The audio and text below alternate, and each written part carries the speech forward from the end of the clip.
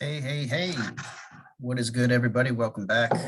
Sociology 241, People and Places, Michael Doherty, Professor Mike, teaching the class. Here we go. This is week 3. We're talking about capitalism, talking about the origins, the historical origins of capitalism, where the hell it came from. We're talking about how it is the principal organizing phenomenon in society, in the world, how capitalism is basically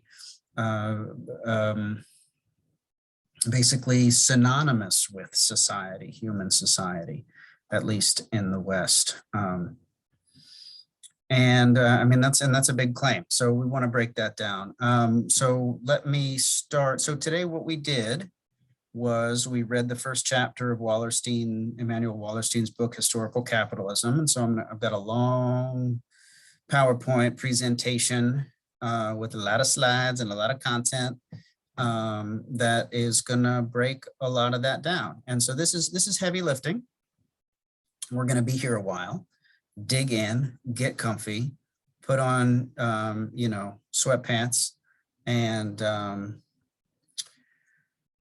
and get ready, because this is a big one.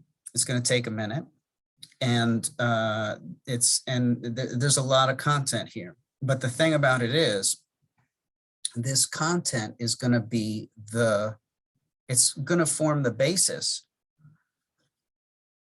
for everything else we're going to do this semester. So it's important to get it right, and it's like the theoretical foundation. It's the foundation, it's the concrete slab on which we're going to construct the house of this class. So let me share this bad boy with you.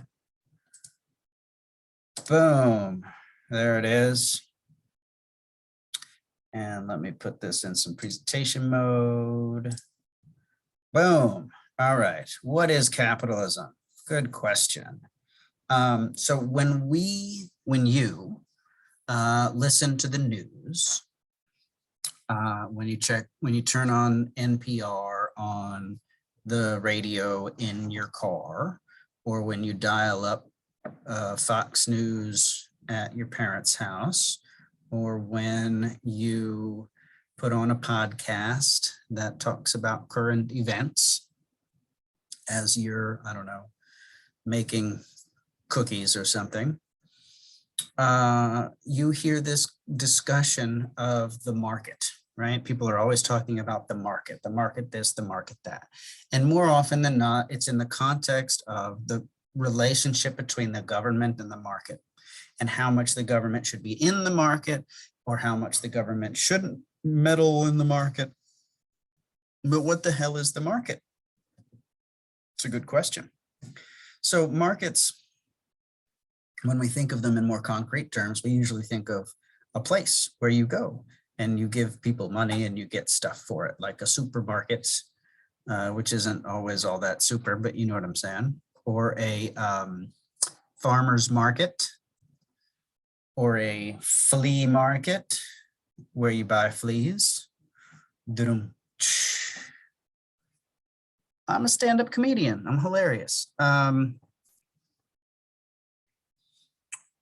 That's what we think of when we think of the word market, right? We think of a place where we go. But when we discuss markets in the context of current events, in the context of the economy and growth and how people are doing and work and taxes and all these things, market means something less concrete.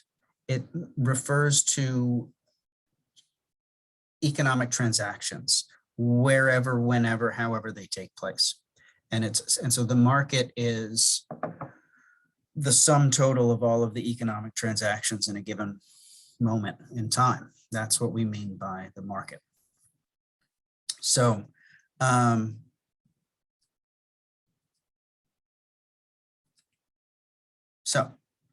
economic transactions, what are they? Well, I have this thing here, this prop, because not only am I a comic, I'm a prop comic. Boom. This is, as you can see, a $20 bill. See that guy right there? That's called Andrew Jackson. I call him Andy Jack. That's what it looks like on the back. Okay. So here's Andy Jack, and I have Andy Jack. And Andy Jack, if you don't know, he was not a particularly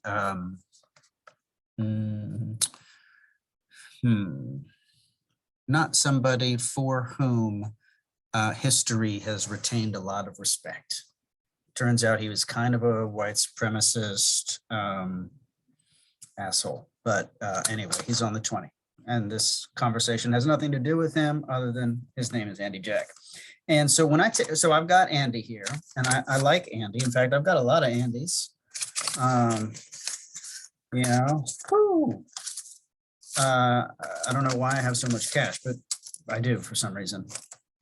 So I've got Andy, and Andy and I are going to go to the store because I need stuff. Okay, so I'm going to go to the store and I'm going to buy candy with Andy. See what I did there? I'm a poet and I didn't know it.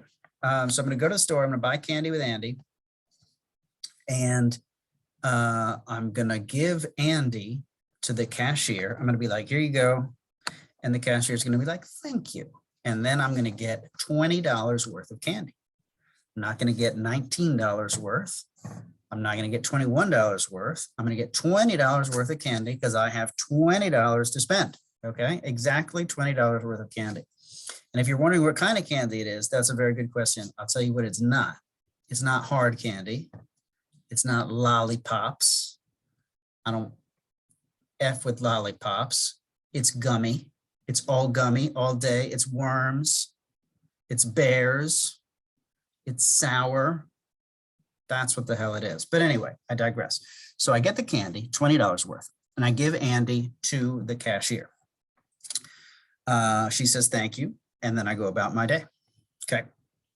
In that context, this thing right here, this money, it has acted as currency. I have used this $20 bill, this Andy Jack, I have used it as currency. I have exchanged it for its exact equivalent in the form of candy in a store. Gummy candy, not candy canes. Fuck hard candy. Nerds, yes. Nerds, definitely. Sweet tarts, maybe. Chocolate, kind of not so much, unless it's toffee. Then we can talk. Currency. I exchanged Andrew Jackson for exactly $20 worth of candy. I used this as currency. Now, let me get another one. This one I've used already. I spent it on candy. It doesn't exist anymore. It only exists in the form of delicious candy. But now I have this one. And I don't need any more candy because I'm all candied out. So I'm going to take this one and I'm going to go to my broker because I'm fancy, as we've established. I go to my broker with this and I say to my broker, I want you to invest this in all of the best companies right now, the companies that are, you know, poised to do the best in this quarter or whatever. Invest this. So my broker is going to take the $20 and break it down into increments and invest a small portion, a small fraction of this $20 in a whole bunch of different companies. And a year later, I'm going to come back to my broker. I'm going to be like, how did you do? And he's going to be like, I crushed it for you. You're welcome. And he's going to give me $20.50. So when I invest this $20, when I invest Andy Jack, instead of spend Andy Jack, oh, hello. Oh, I was a bad president. Sorry. When I invest Andy Jack instead of spending Andy Jack, I expect, nay, require a return on my investment, an ROI. I require my principal back at the end of the period. So the $20 comes back to me, and my profit from the investment comes back to me. And so I invest $20. A year later, I come back and I get $20.50. Okay. So when I invest this $20, it's not currency anymore, it's capital. Okay. Invested with the expectation, with the requirement, in fact, that I get a return on my investment makes this capital. And that's the difference between currency and capital. Okay, so money invested with the expectation that I'm going to get my principal back and additional profit makes it capital. And so capital must be always accumulating. Capital must be always making more capital. We call this the circuit of capital. So how do we get this capital to make more of itself? How do I convince introduction to multiply, to procreate? Well, when my broker invests my $20, a fraction of that money goes to a company. The company uses that money to increase their production, to pay their research and development people to innovate new stuff, to buy more inputs into whatever it is that they make, to fund more advertising for whatever it is that they sell. And that allows them to make more profit.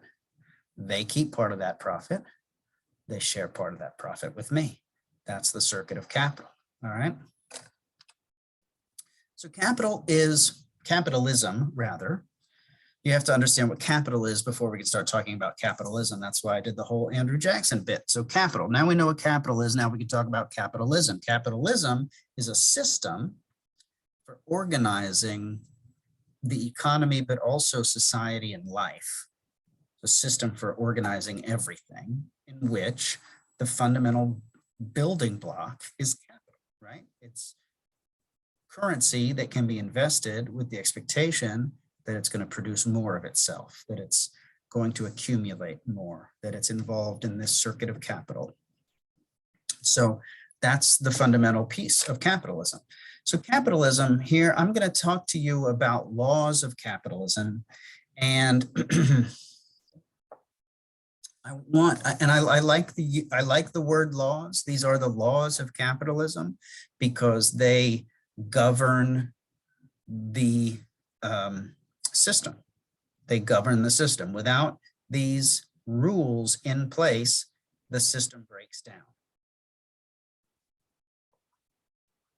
But what I also want to underscore, and this is really important, is that capitalism isn't natural.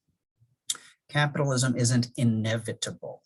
Capitalism isn't intrinsic or inherent to the human being. We were not born, you and I were not born in the forest or the mountaintop in a cave when human beings, when Homo sapiens first emerged.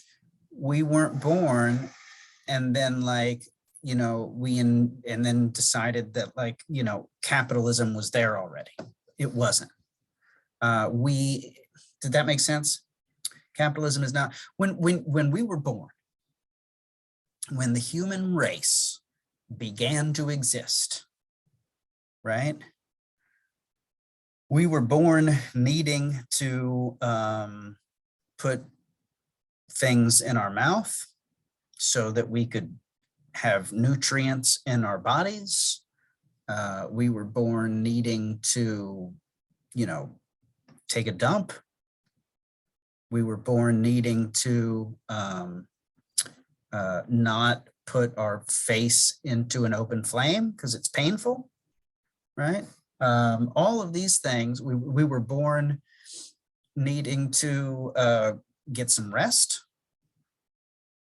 These things are natural, right? These things are fundamental.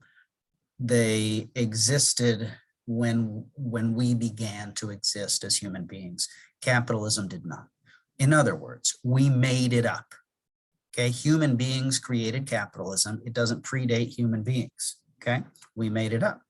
And that's important to remember because capitalism has been around for so long and it's been so prominent in organizing society and governing our world for so long.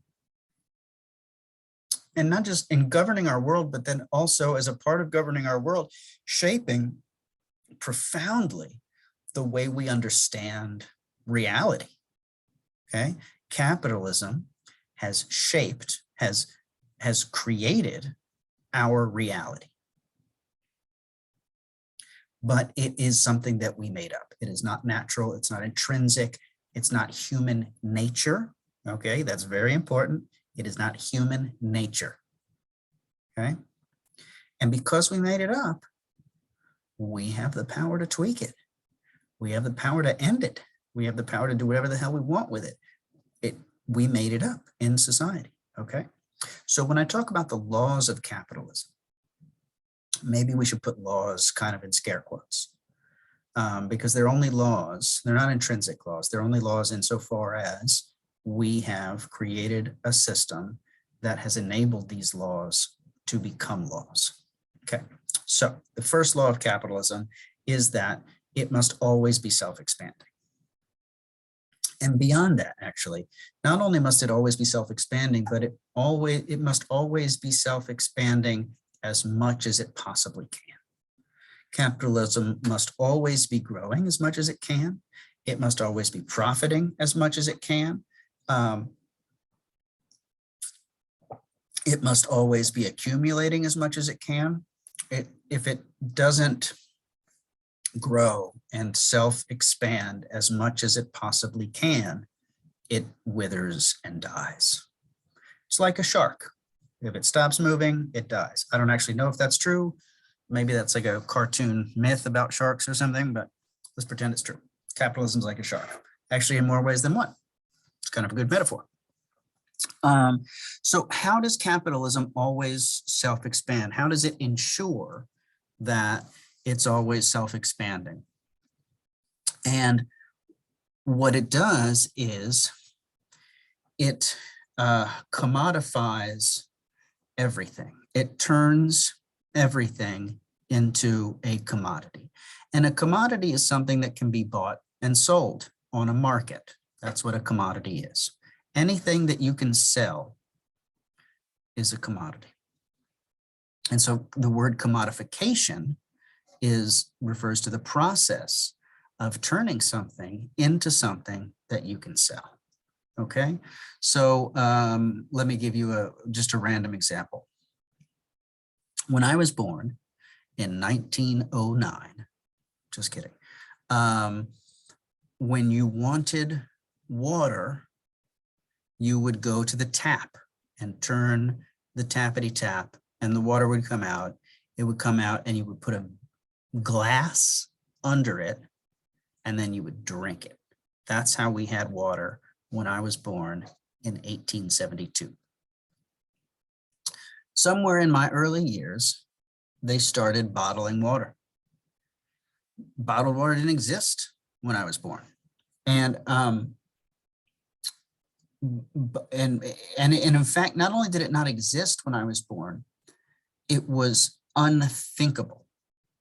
It was, if you had said to my parents when I was 5 years old, in 10 years time, you're going to walk into the supermarket and there's going to be half of an entire supermarket aisle of just plain old tap water in different bottles with different labels on it. They would have laughed you right out of their 1970s ranch house. That's absurd, unthinkable. But it happened, right? And it happened very intentionally. Water, this thing that had always been free, that we just fundamentally understood as not a commodity, as something that simply could not be commodified. It was just a universal, like it was like air. It was just there. They commodified it. I don't know who they are, Coca-Cola maybe, whatever. But capitalism found a way. Capitalism innovated a way to turn this non-commodity into a commodity. And now when we go into the supermarket, there's half an aisle full of bottled water, right? Different shapes, different sizes, different labels, but it's the same shit. So that's an example of commodification. So capitalism, in order for it to always grow and always expand, has to always be finding new shit to sell. Okay, it has to always constantly be making up new shit to sell. That's why, there's a million different kinds of everything, right? That's why there's like,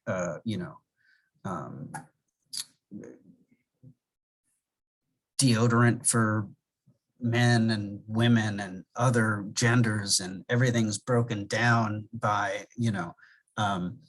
different social groups, everything marketed to different groups, and it's all the same shit, right? It's just different ways to find different markets, to commodify things, to sell new things. Wallerstein refers to this as the creation of new scarcity. And I like that phrase a lot, the creation of new scarcity, right? When something is scarce, it's more expensive. When something's scarce, it's sought after. And so capitalism is always looking for trying to create new scarcity, trying to commodify things, trying to sell you new stuff.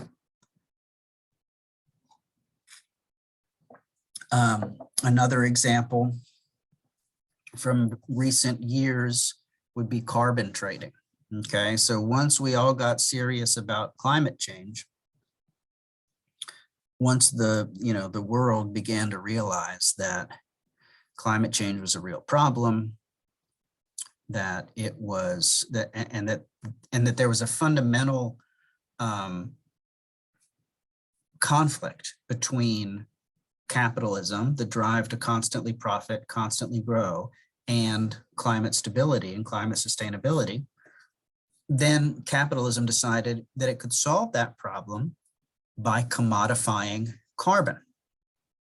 So now, if you fly on a jet plane and burn a bunch of carbon, you can purchase carbon offsets, right? You can purchase somebody else planting trees or not flying or doing something that's going to offset that carbon. And so there are carbon markets now. You can buy the right to pollute, you can sell the right to pollute, something that 15 years ago would have been unimaginable, right? So commodification, the creation of new scarcity. To put it in basic terms, capitalism always needs to be making up, innovating, figuring out how to sell you new shit. So that's number two. Number three, competition. Fundamental law of capitalism is that capitalists compete with one another, okay? Competition creates higher rewards. You have to have competition to have good, healthy capitalism, okay? There are two ways to compete successfully. You can be better than your competition. All right, that's the first way you can compete successfully, be better than your competition. And what that means is you have to be smarter or more creative and or harder working, right? Those are the attributes of successful competition. That's what it means to be better. You want to be better than your competition. You want to beat your competition. You've got to work harder, be smarter, be more innovative. The other way that you can successfully compete is to cheat. And the thing is that cheating isn't necessarily outside of the rules of the game. Because remember, the main primary goal is self-expansion, and that goal is above everything else. The goal of self-expansion trumps everything else, because if the economy isn't self-expanding, it dies. So all moral, ethical value takes a back seat in capitalism to the primary goal of self-expansion. And so that means that cheating isn't necessarily cheating, right? Like, so what might we mean by cheating? Well, if you aren't smarter and harder working and more innovative than your competition, then maybe you can be the first one to get to the politicians and take them out to dinner and convince them to legislate in such a way that it's going to favor your industry or that it's going to favor your company, right? That's totally legal, totally acceptable, but it's in a sense, it's sort of like not playing fairly, right? Or cheating could be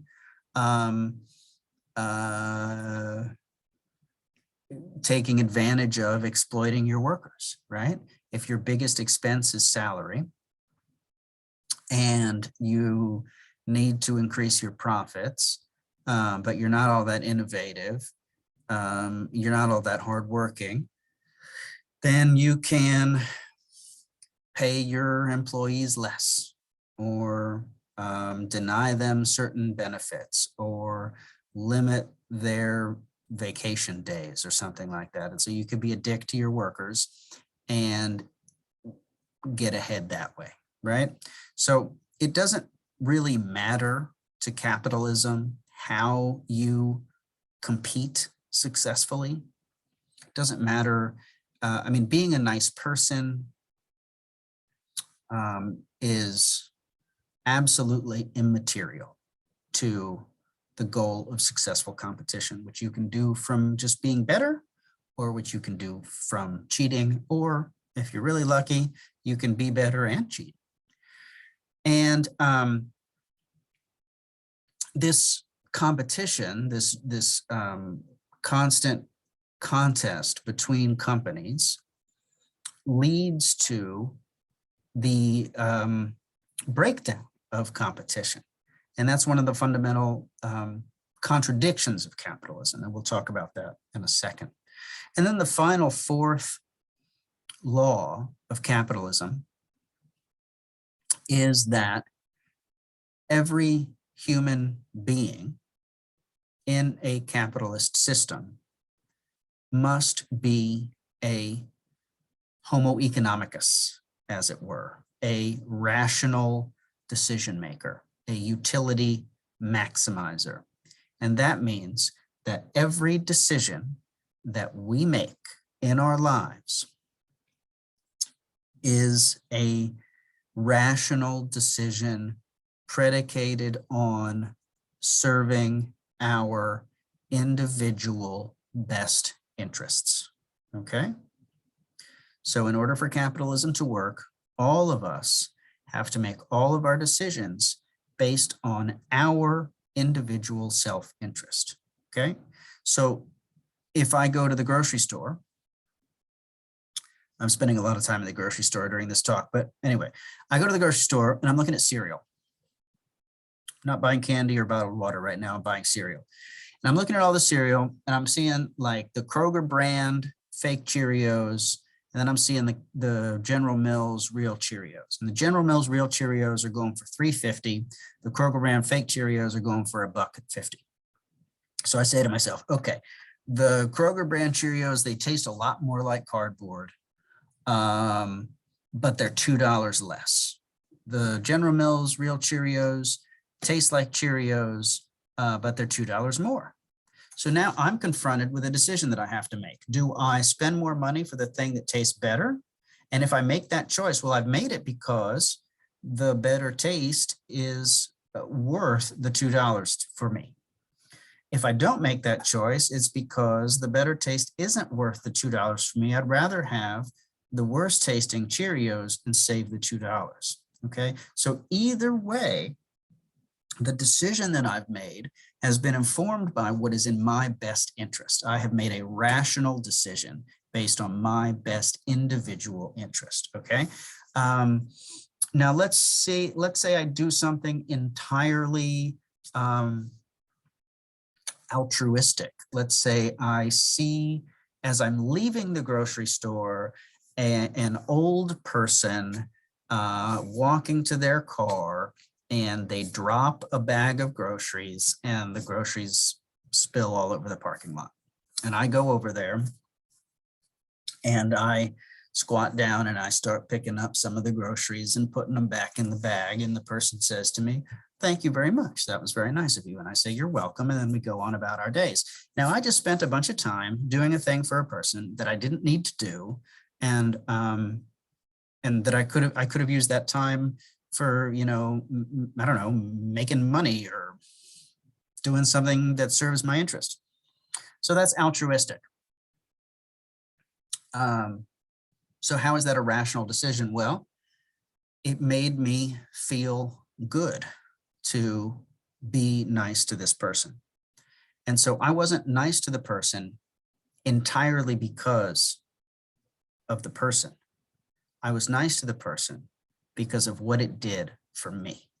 Okay, so it was a rational decision that I made that served my best interests. Okay, so we're rational decision makers under an economic system. I'm going to pause this for a second and I will be right back. You won't even notice that I paused it. I didn't even have to tell you that I was going to pause it. Pause the share. Stop the share. All right, we're back recording again. Going back to the screen share. Going back to the slides. Okay. So,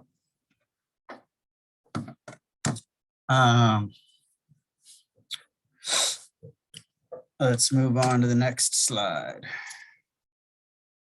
Can I do that? How do I do that? There we go. All right. So where does capitalism come from? Now we know what it is, what the laws of it are, but where does it come from? So it emerged historically, according to Wallerstein. This was really interesting to me when I first read this piece. It emerged historically when labor was able to become commodified, right? So it is natural. We talked about the difference between something that's natural and something that's socially produced.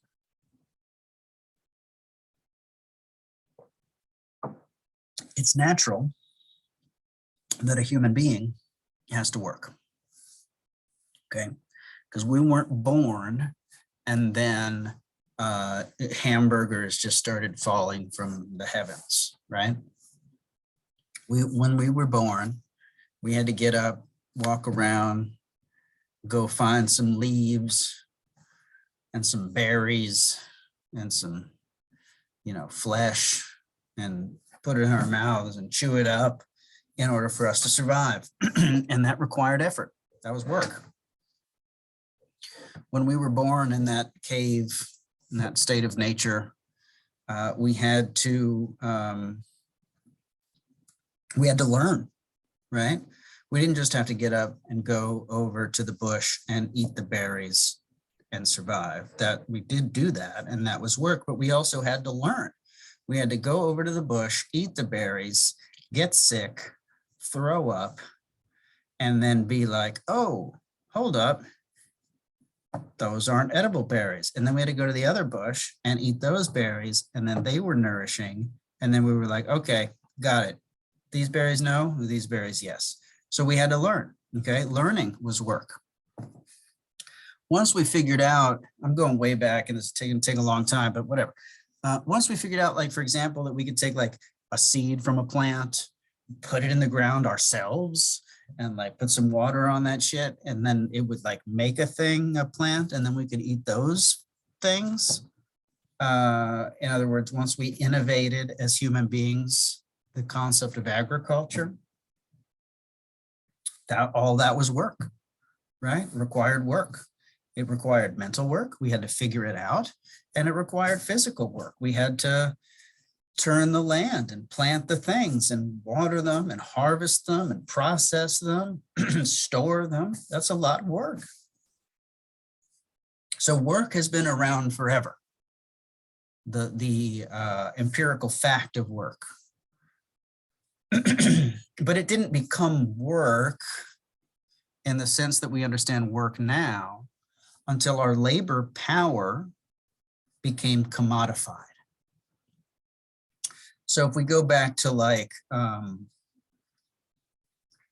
the Middle Ages and the feudal system, feudal, F-E-U-D-A-L system, you had lords and you had serfs, right?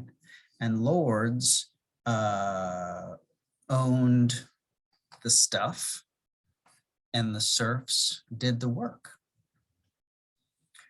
And a serf didn't get a paycheck, right? A serf got a place to live. They had like a little house on the grounds, on the Lord's grounds, and they would, you know, work the land and do the hard physical work, in exchange for which they got, you know, they were protected, right? They couldn't be like, you know, just randomly attacked by other people. They had a place to live. They had food to eat. You know, their basic needs were taken care of, but they were obligated to that particular employer. Okay. And so, and I don't know exactly when and how this happened, but it came to be that that system began to break down.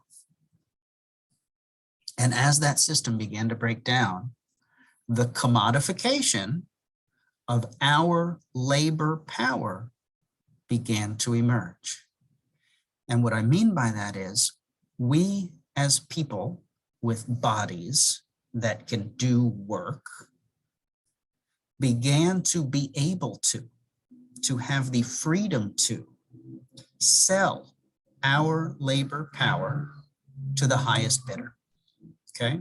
No longer were we beholden to a particular lord. If I was particularly good at the harvesting part of being a serf, then eventually, as I gained more freedom in a market, as labor became marketized and commodified, I could go to other landowners and I could be like, check it out, landowner A, I'm really good at this thing. You should hire me to do this thing. And landowner A would be like, okay, I will do that. And I'll pay you this amount. And then I could go to landowner B and be like, hey, listen, landowner B, really good at this thing. You should hire me to do it. Okay, fine. I'll pay you this amount. Actually, landowner A already offered me that amount. So I'm thinking that amount and a half. And landowner B can make that choice and be like, well, okay, yeah, you are really good at it. It's probably worth it to me. I'll give you that amount and a half. Now, all of a sudden, I can sell my labor power on a market to the highest bidder, okay? My labor has become commodified. And that led, well, it was a function of, and it led to the breakdown of the feudal system and the emergence of capitalism. And that, I think that was the key element, really. So you need accumulated capital, you need labor power on a market, you need the commodification of all of these things, you need the emergence of a network of distributors, right? So before capitalism, we had well, before feudalism, really, we had an economic system that we might call cottage industry, right? Which is still a phrase we use today, but let's use cottage industry in its most literal sense to mean everything that we would do within the family unit. Okay, so you need clothes, we'd weave them ourselves. You need food, we'd grow it ourselves. You need fuel, we'd cut it down and burn it ourselves. You need a house, we'd build it ourselves, right? Everything that we needed, we would handle within the household.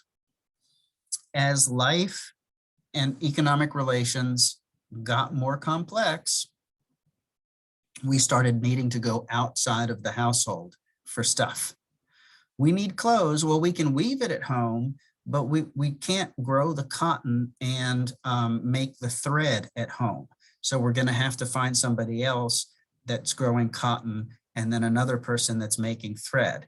And so now we begin to have to look outside of the home for different pieces, inputs into economic production. And so as that got more complex, you needed a network of manufacturers and distributors, and every single entity in that network had to be able to keep a portion of the profits, right? And so all of that had to happen. And then you needed consumers. You needed people who had the means and the will to purchase things that were being marketed and sold. And once all that's in place, boom, now you've got the emergence of capitalism in history. All right, so this circuit of capital. Remember Andy Jack, AJ? Hello, remember me?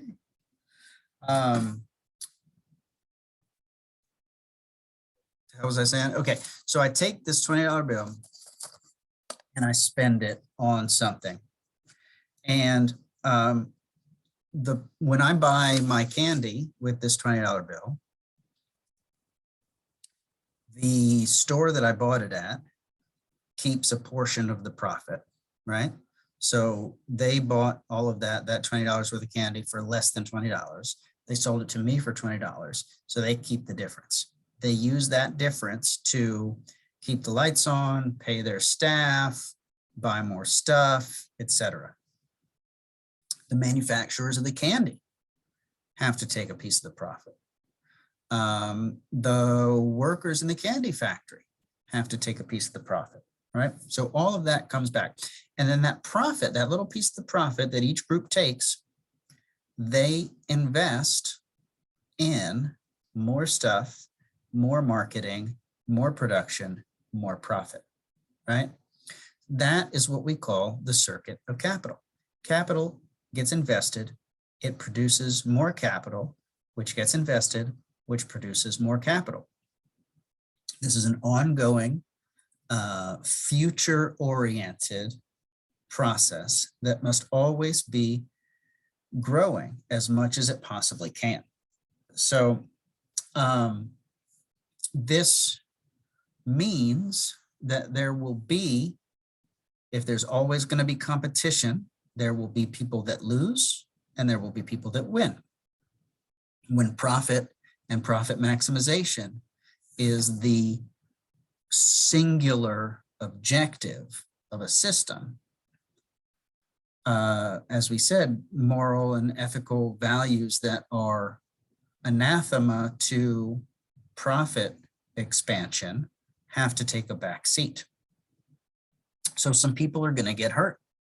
Some people are going to win because it's a contest, and some people are going to not win or lose or win less because it's a contest. So some of this I've already discussed. Subsistence. So we talked a little bit about these like other other economic systems besides capitalism, the ones that preceded capitalism.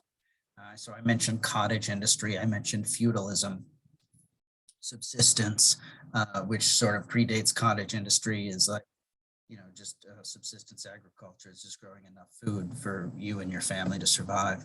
So these are all different economic systems, systems to organize life, systems to organize survival. And so the other thing that I want to point out here, and I've alluded to this, let me make it explicit here, is that capitalism is an economic system, yes. But it is also a system of governance. It's a social system. It's a way of organizing our lives. And it shapes us all the way down to the fundamental ways that we understand reality. And capitalism, therefore, is not just a political, economic, or social system, but it's also an ideological project, which means there's a specific ideology, there are values.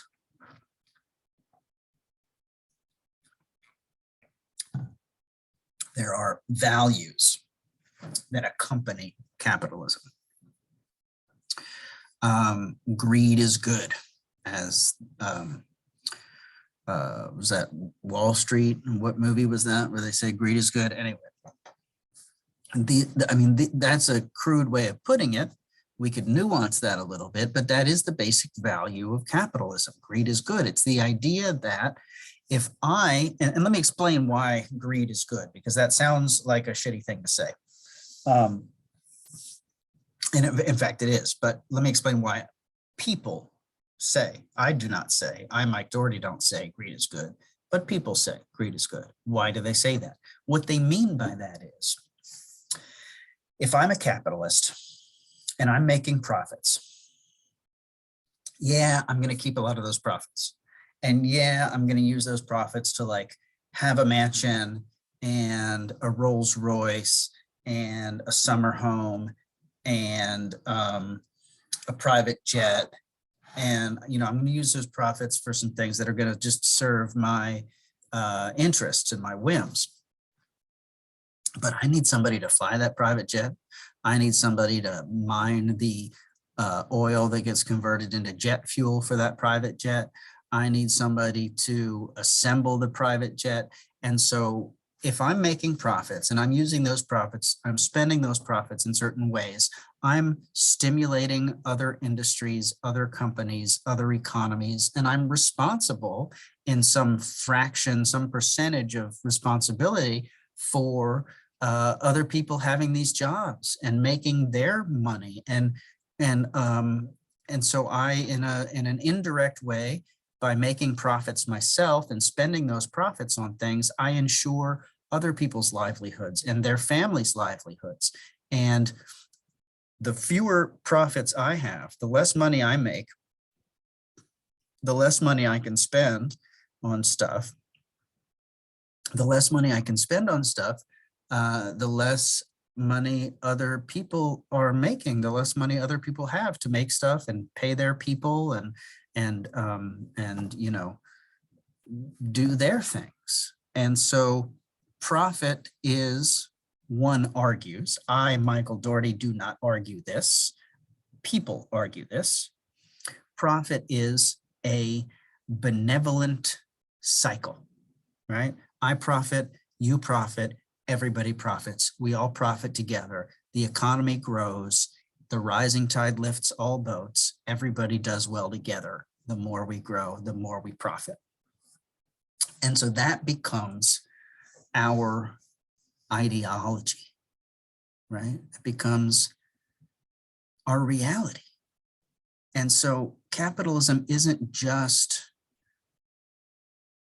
money and buying things and profiting, but it's the way society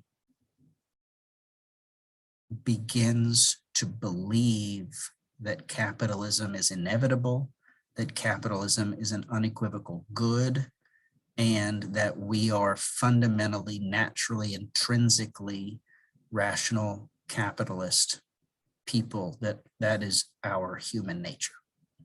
So that's what I mean by capitalism is an ideological project. It's used to justify itself. We begin, yeah, anyway, I think that's clear, right? Okay. So commodification, we've talked about this. The transformation of work into wage labor, we've talked about this. Wage labor mixing with capital and land to produce goods. I mean, that kind of makes sense. I don't think we need to talk about that any further. Natural resources, take some dirt, and some water. Cool. Now you take a little bit of money, use that money to buy some seed, put the seed in the dirt, mix it with the water, and then you've got an avocado tree that you can harvest and sell. Okay, so that's what we mean when we talk about mixing capital, money to be invested, with land, which refers not just to actual soil, but all natural resources, so water, iron, fuel, whatever, and labor, our physical ability to do work, to produce goods, to sell goods, to make profits.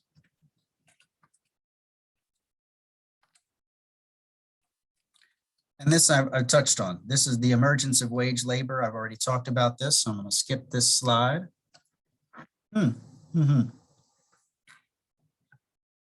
Actually, let me say one important thing about this, or a couple important things about this slide. So this is one of the points that Wallerstein makes that I think is particularly interesting. And that is that capitalism creates, institutionalizes sexism, misogyny in unique ways. And that is because when we first started being able to commodify wage labor, so when we first started being able to sell our work, our physical ability to do work to the highest bidder on a market, we needed, how do I say this?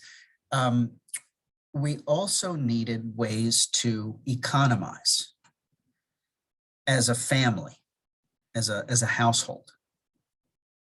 And so certain types of work were not commodified. Certain types of work never became things that you could really buy and sell. Okay, so cooking food at home, that's work. I don't know if you cook, but it requires effort to cook. Washing the dishes requires effort. Vacuuming the floor requires effort. Painting the walls requires effort. All of this is work. And yeah, you can hire people to do it, but mostly we do it ourselves. And so a lot of that work didn't get commodified, and then some work did. Going out and working in a factory became commodified, but staying at home and cooking food and watching the kids did not become commodified.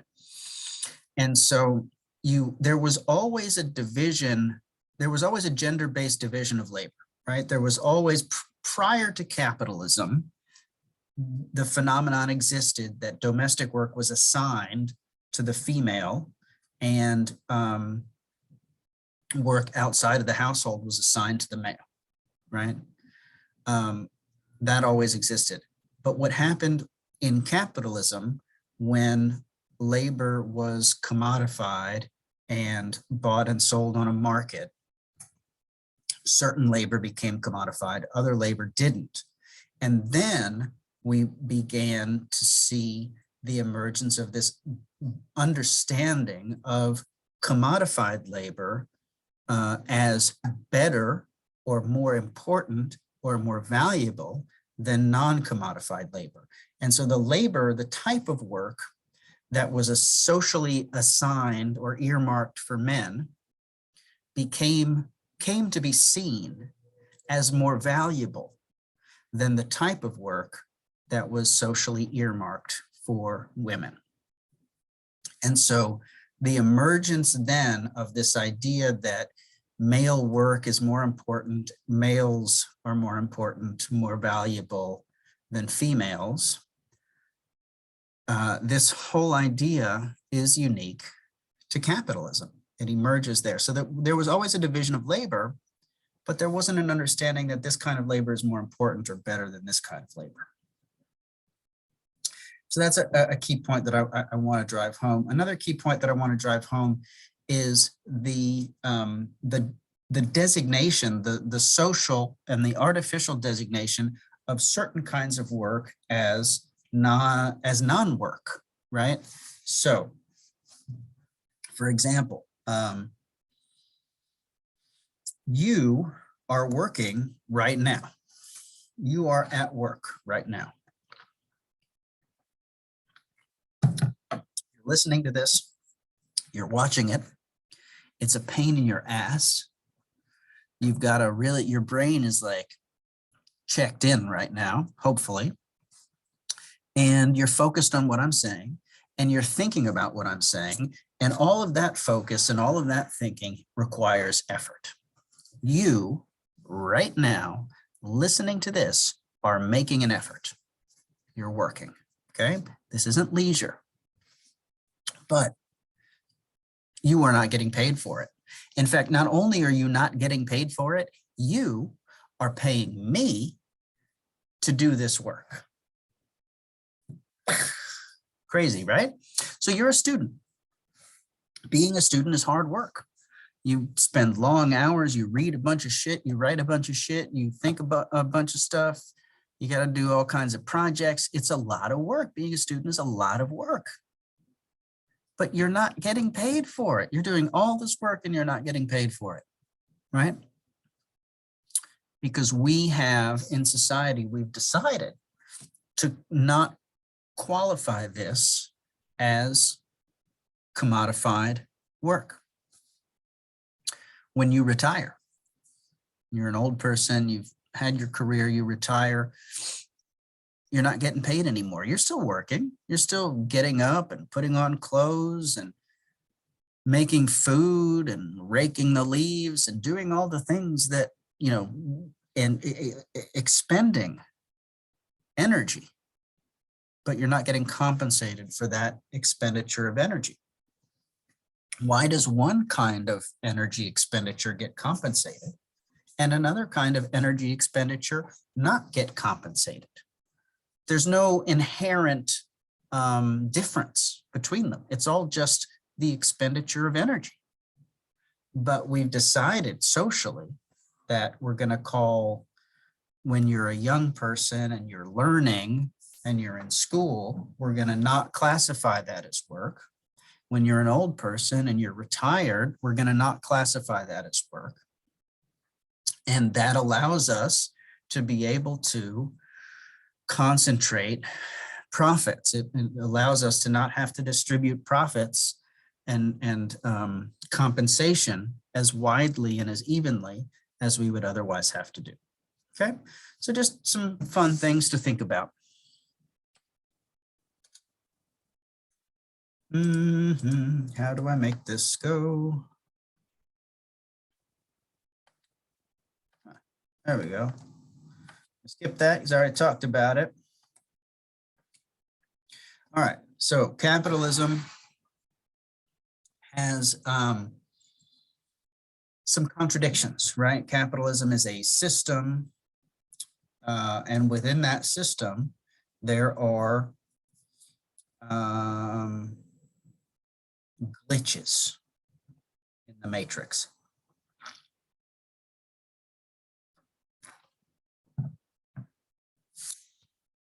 That is to say, it's not a perfect system.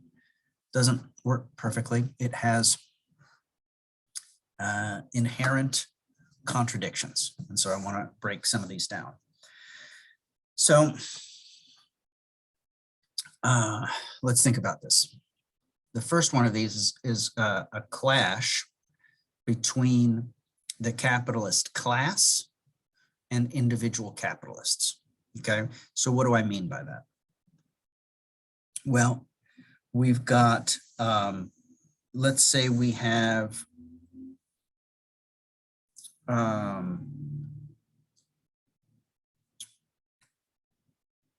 mining companies. Okay, so all the companies around the world that mine iron. Okay, they dig big holes in the ground, they pull iron out of the ground, and they turn it into steel, and then they sell it to people that need to build skyscrapers.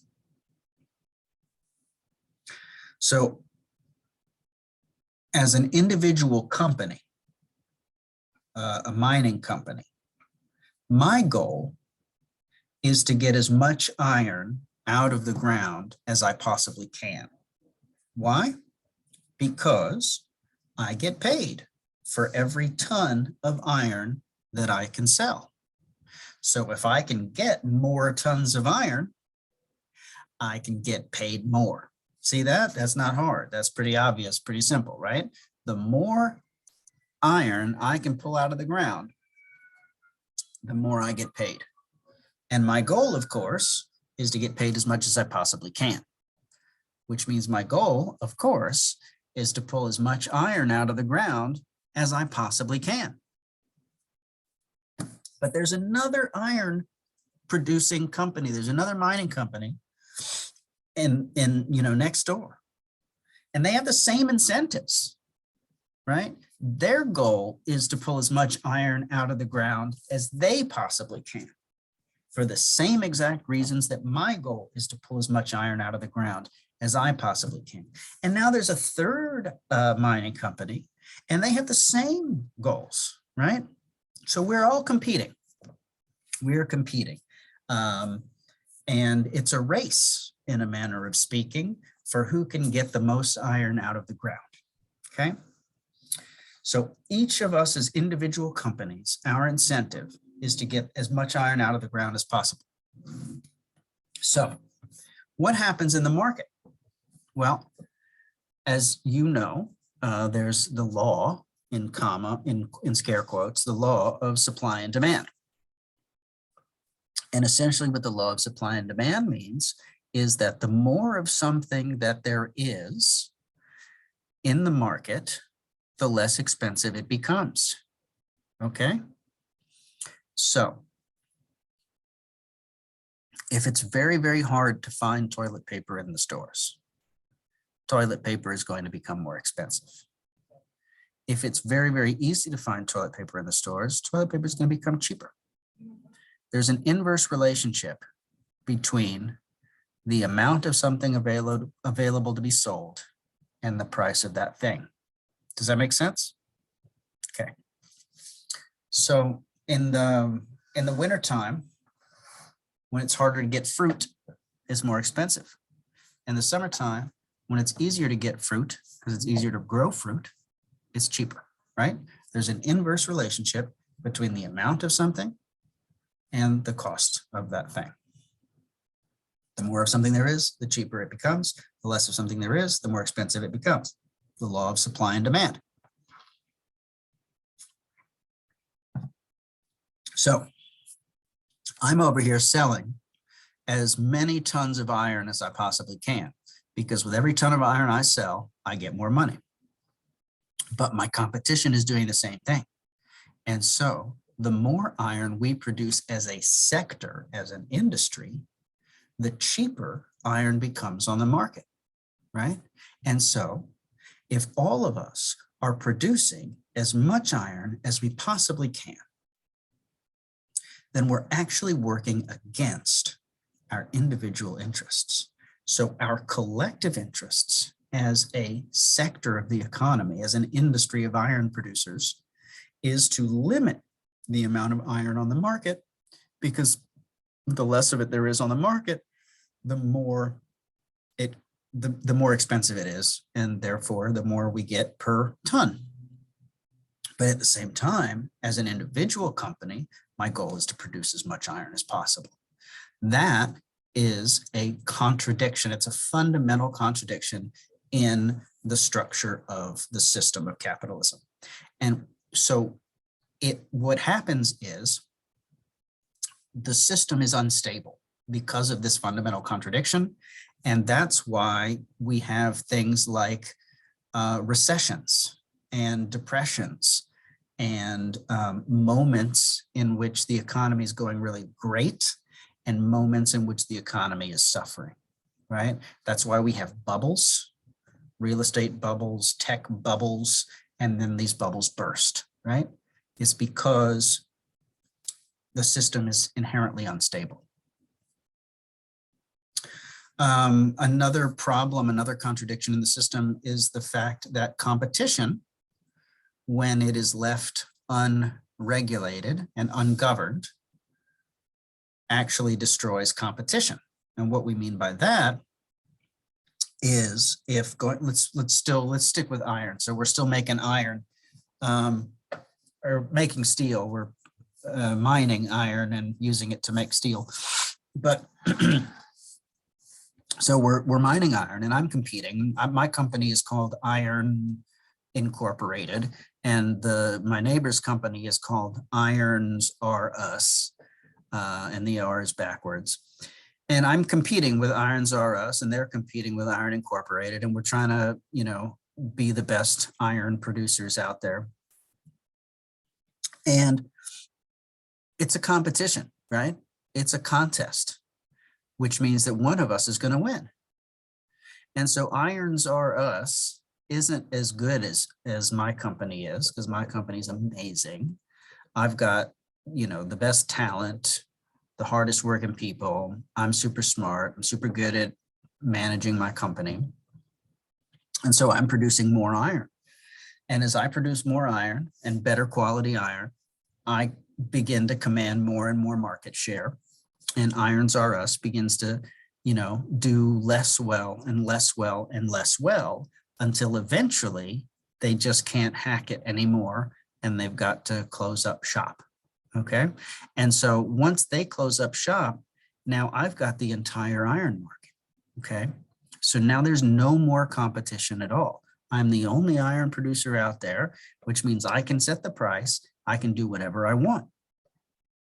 And so then the fundamental law of capitalism, that there has to be competition between different companies, is eradicated, right? So the very fact of competition, the very fact of winners and losers, left to its own devices over the course of a long period of time, is actually going to dismantle the system itself. That's why we need governance structures. That's why we need regulations to manage capitalism, okay? So that's another contradiction. The third and final contradiction that I want to highlight here is the one at the bottom that says workers are both proletarians and consumers. What that means is that, let's move away from iron. What are we going to do this time? Okay, we run a shoe factory. We run a shoe factory. You want to see my new shoes? Oh, I don't know where they are. I took them off anyway. We run a shoe factory. Okay, now we're making shoes. And so I own the company and I own the factory, and I hire a whole bunch of people to work in the factory to make the shoes, right? There's one that cuts the leather, and there's one that does the sewing, and there's one that puts the sole in, and there's one that glues on the tread, and there's this assembly line and all these big machines, and it looks like a big cartoon, and we're making shoes.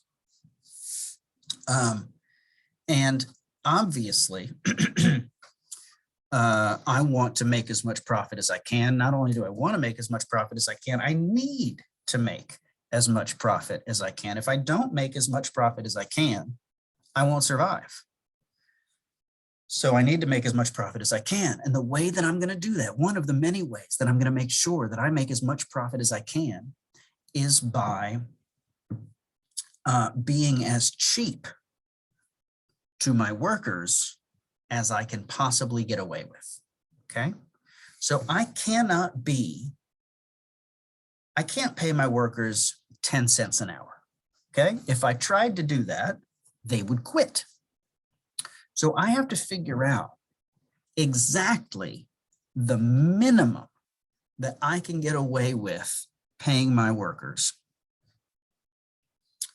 so that they won't quit and so that they won't, sabotage, so that they'll still do their jobs to the best of their ability. So I have to find that sweet spot, right?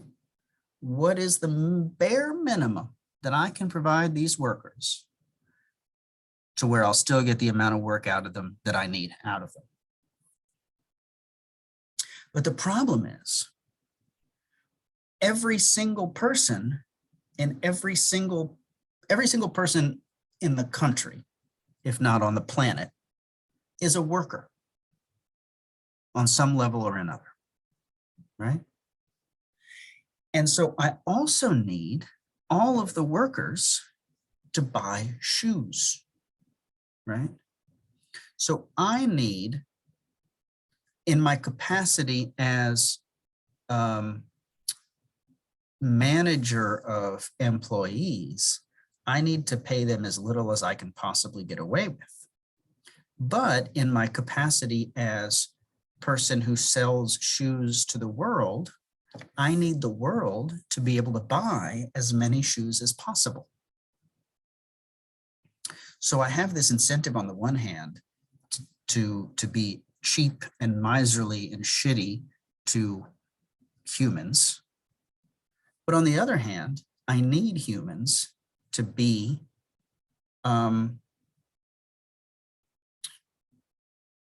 well off enough, comfortable enough that they can buy lots and lots and lots of shoes. And that's a contradiction. It's a fundamental contradiction in the system. Okay. Hopefully this makes sense. This we've talked about, the flexible versus fixed workforces. We've talked about. This goes back to the thing where I talked about how being a student is not classified as work and it's not compensated as such. Being a retired person is not classified as work, it's not compensated as such. Being a stay-at-home parent is not classified as work, it's not compensated as such. And so the point that Wallerstein is making with this is that when you have, and I said this before, but I'll say it again, when you have all of these different types of work that aren't classified as work, so they're not compensated. There's no salary for being a stay-at-home parent. There's no salary for being an elementary school student. It allows us to basically get free work out of it, right? And so it allows us to maximize profits even further, right? Because, well, I think that's clear. I think I made that point, so I'll move on.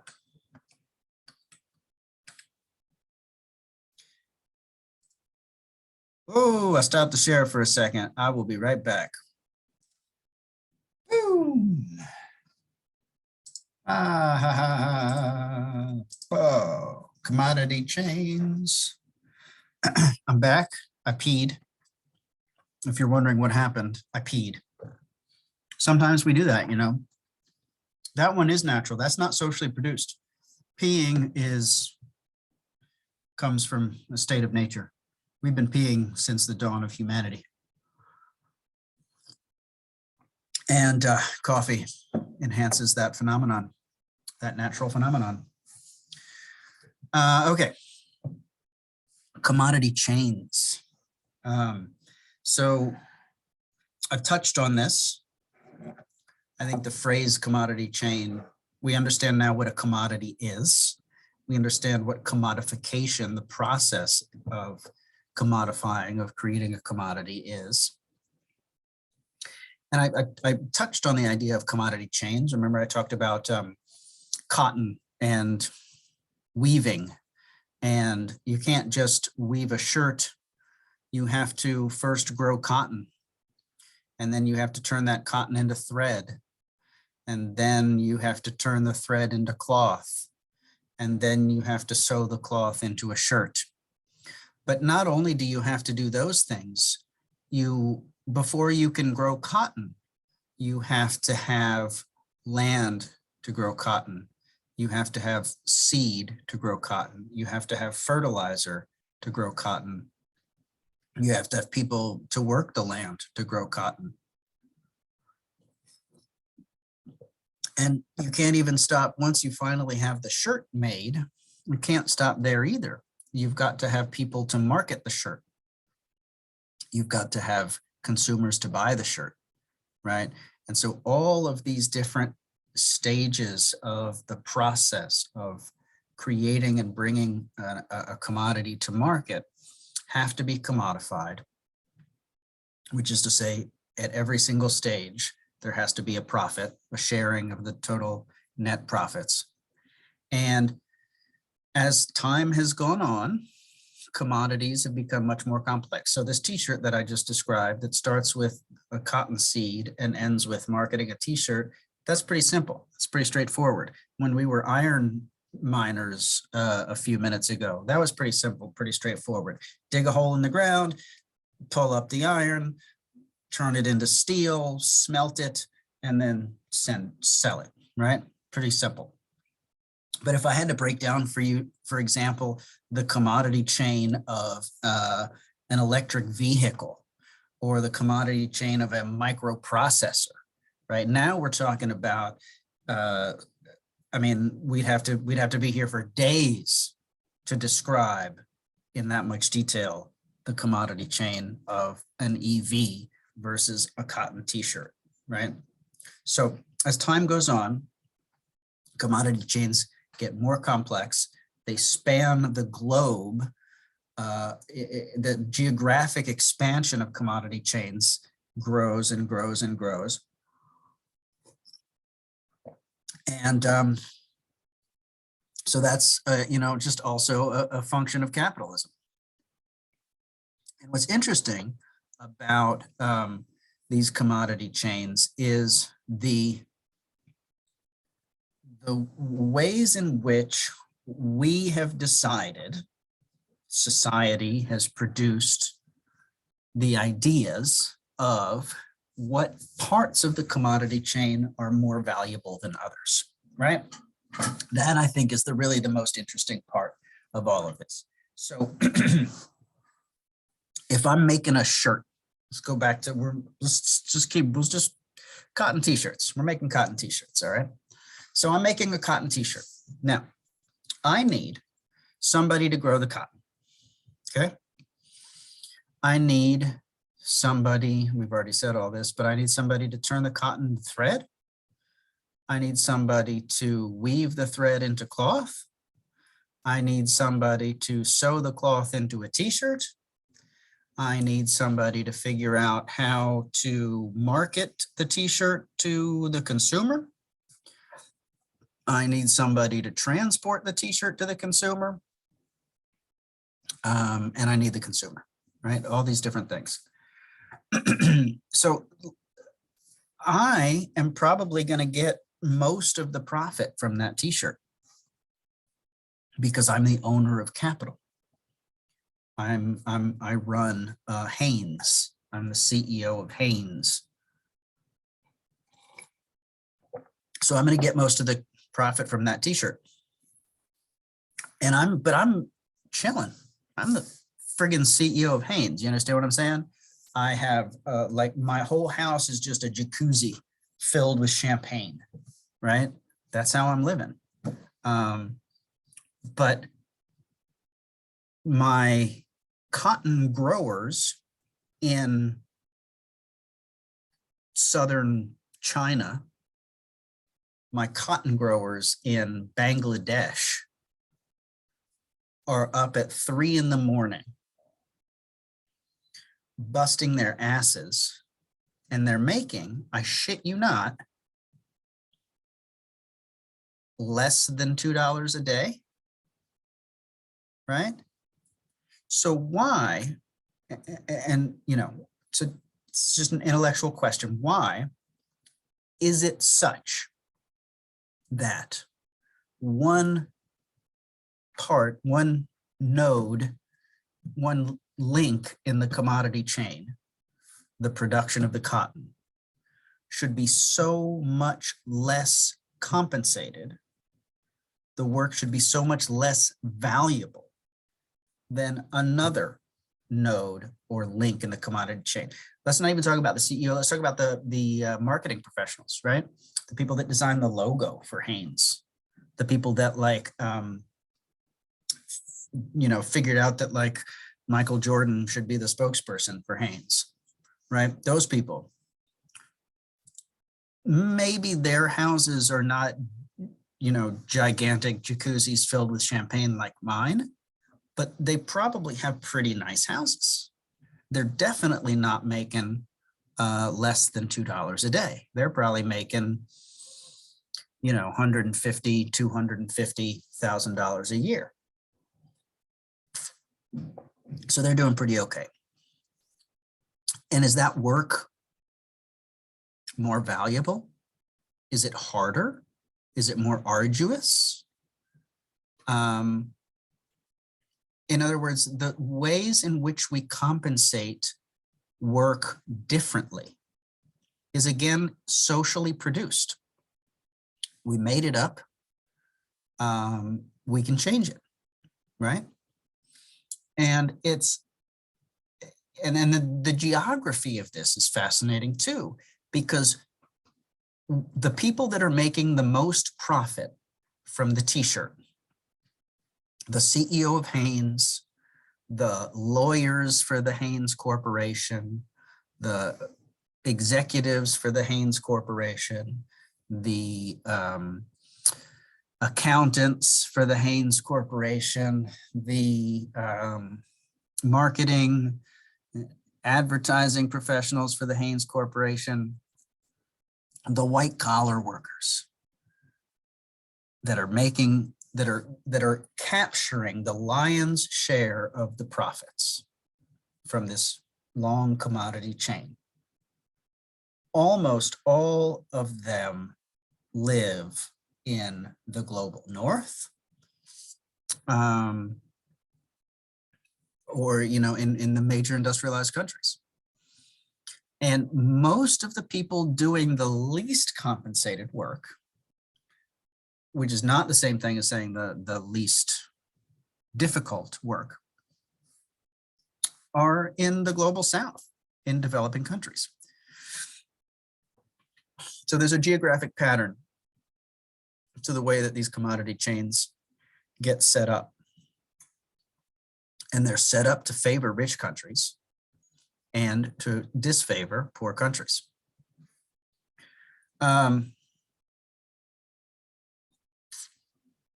Okay, so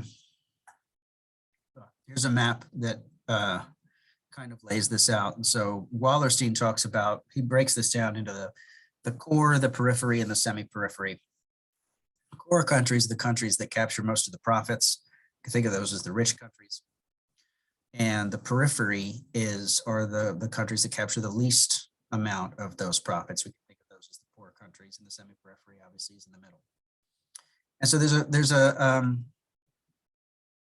an interesting geographic pattern to this. So in other words, part of what Wallerstein wants to say is that capitalism systematically underdevelops certain countries, systematically favors, I guess we should say globalized capitalism, systematically favors certain countries over others, and reproduces underdevelopment in the global south, keeps the poor poor in order to keep the rich rich.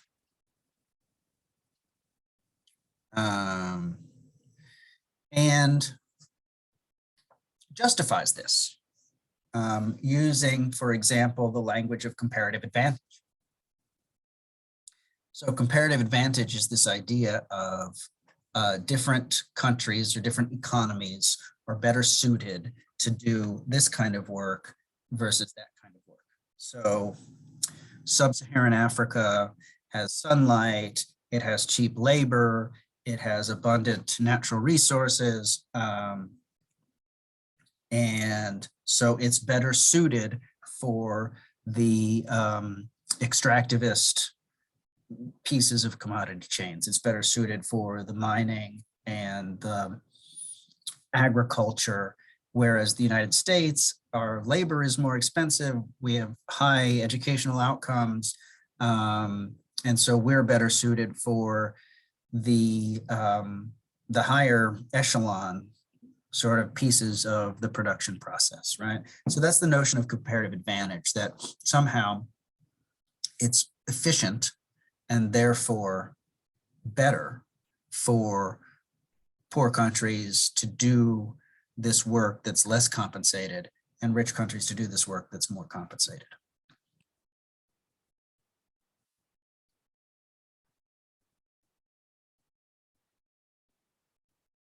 I'm gonna skip a bunch of stuff. I feel like I've covered all of this in different ways.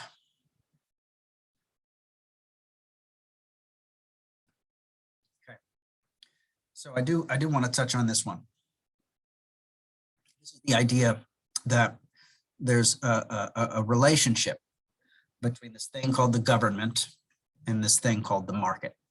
So when we listen to the news, when we watch the news, when we follow current events, when we read the Washington Post, whatever it is that we do, we will hear of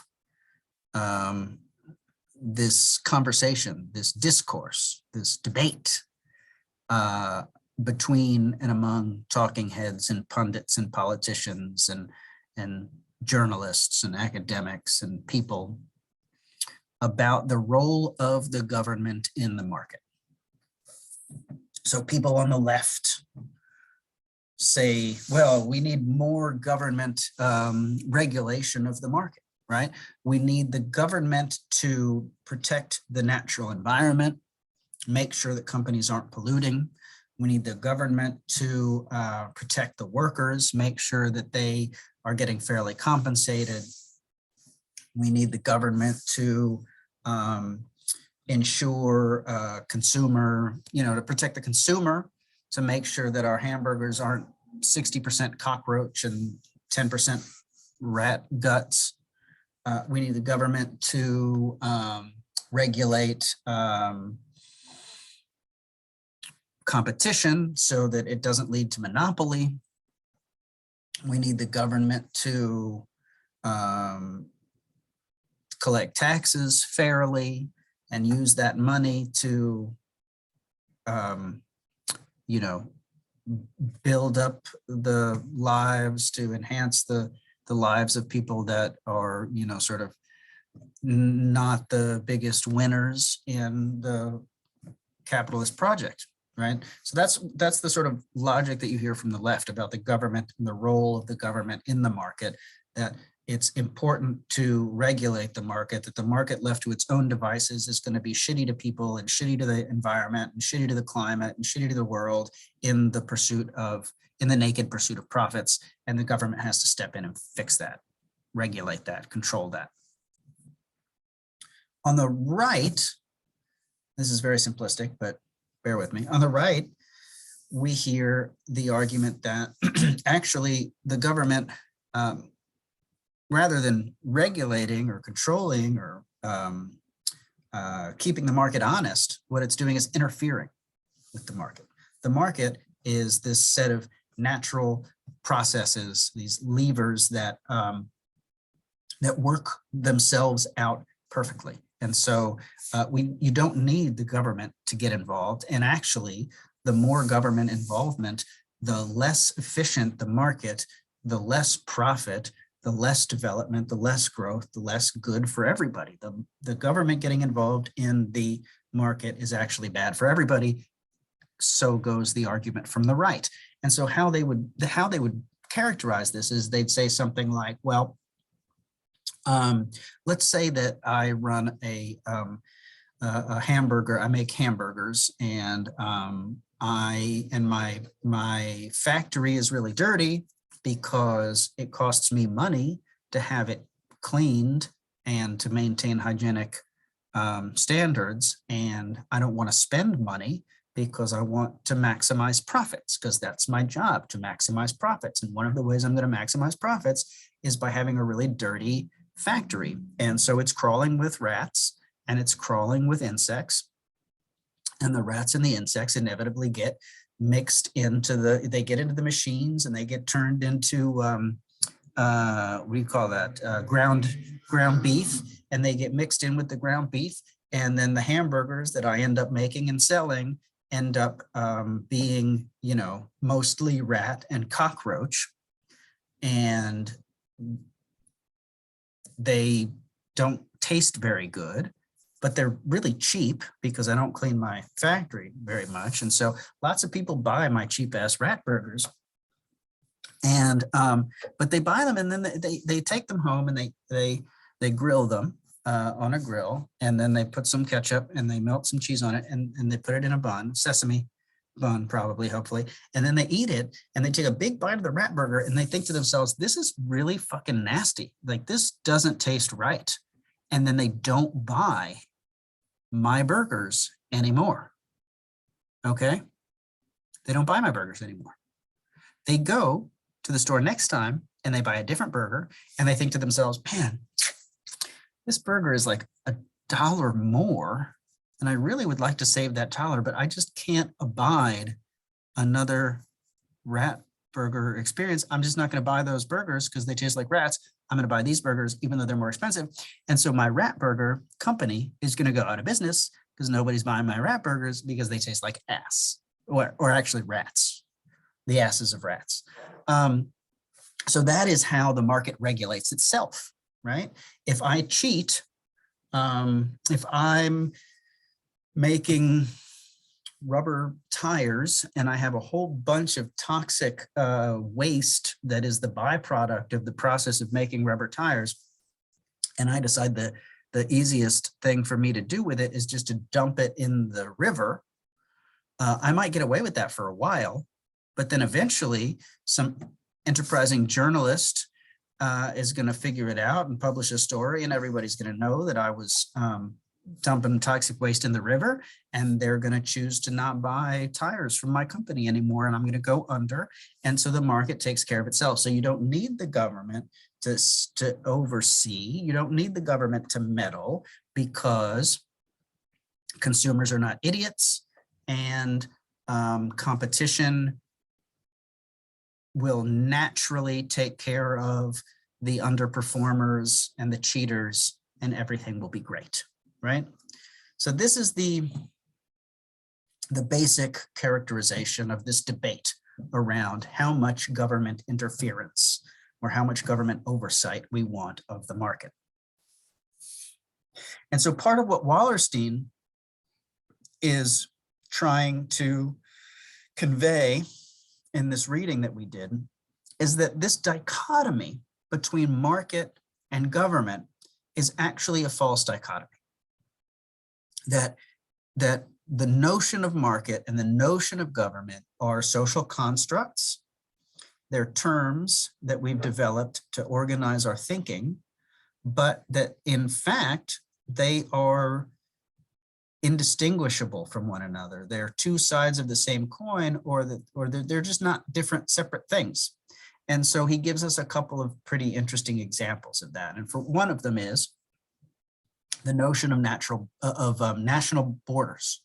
Okay, so our global capitalist economic system depends very much on national economies competing with one another, cooperating with one another, but organized by national borders, right? You got the US economy and the Chinese economy. And the US is going to put sanctions on China because China is, undercutting US corn production, or China is spying or something, so the US is going to put some sanctions, and so there's this competition and there's this rivalry. But the very fundamental organizational structure is premised on, depends on the fact that there is a United States and that it's got a particular border, and that within that particular actual physical geographic border that you can see and touch on a map exists a US economy, right? But who draws that border? Who enforces that border? The US government, right? And US society. So the government draws the contours of the global economy. Governments draw the contours of the global economy. Let's take another example: subsidies, taxes. Companies receive subsidies from the government. Companies pay taxes to the government. Companies depend on public goods, right? A company cannot be a successful private company if it can't transport its goods on public roads, if it can't hire workers educated in public schools, right? And so if it can't be protected from enemy combatants by public militaries, right? So private companies need public goods, roads, schools, national defense, in order to do what they do, in order to be successful.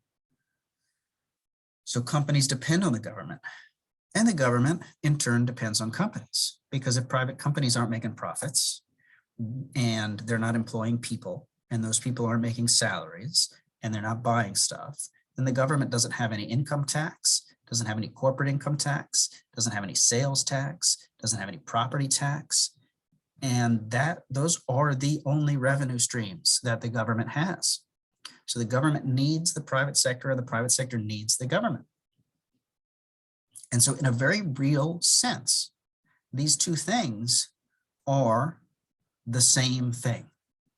Different aspects, different functions of the same phenomenon. So it is intellectually shallow to say things like, well, let's get the government out of the economy, or the government needs to be more involved in the economy. No, the government is the economy, and the economy is the government, right? The economy is not something that you can take the government out of or put the government into. And the government is not a thing that can be put in or taken out, okay? Just want to make that point. And then this slide here lays out a whole bunch of different examples, different ways. So I was just giving a few examples. I talked about national borders. I talked about tax revenue. I talked about the provision of public goods, subsidies, but then here are other ways that the government and the market become indistinguishable from one another. So the government funds another public good is R&D, research and development. A lot of the stuff that, the jab, the COVID vaccine, okay? It was developed by Pfizer. It was developed by Moderna, but it was funded by the government, okay? And there have been 50 years of scientific innovation, a large percentage of which was funded by the government, to get to the point where we could come up with an mRNA vaccine that would work.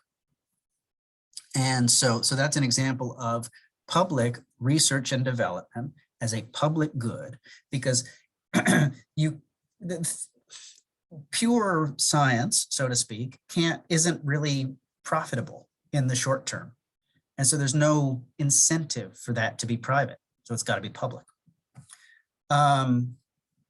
bailouts, right? I mean, famously, you know, the phrase you've probably heard before, too big to fail, that came about after in the wake of the 2008 Great Recession, when all of these Wall Street banks were left holding the bag. And then the same with the auto industry.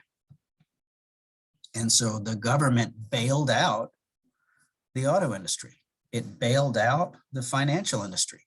It dumped trillions and trillions of dollars into these industries because if it didn't, they would be bankrupt. They wouldn't be able to make good on any of their payments to any of their workers. And it would have ripple effects throughout the entire economy that would be, that would literally kill hundreds of thousands of people. And so they were too big to fail. So they couldn't fail, so they had to be bailed out. So it's just not, you know, it's very helpful in a practical sense for us to think about markets and governments as things that do things. So we can and we should continue to think about them this way. But in an intellectual sense, I just want to make the point that it is in fact the case that these are not things that we can draw clear boundaries around and say, okay, the economy is here, it's its own discrete thing. The government is here, it's its own discrete thing. Actually, they're not. They are kind of the same thing, okay?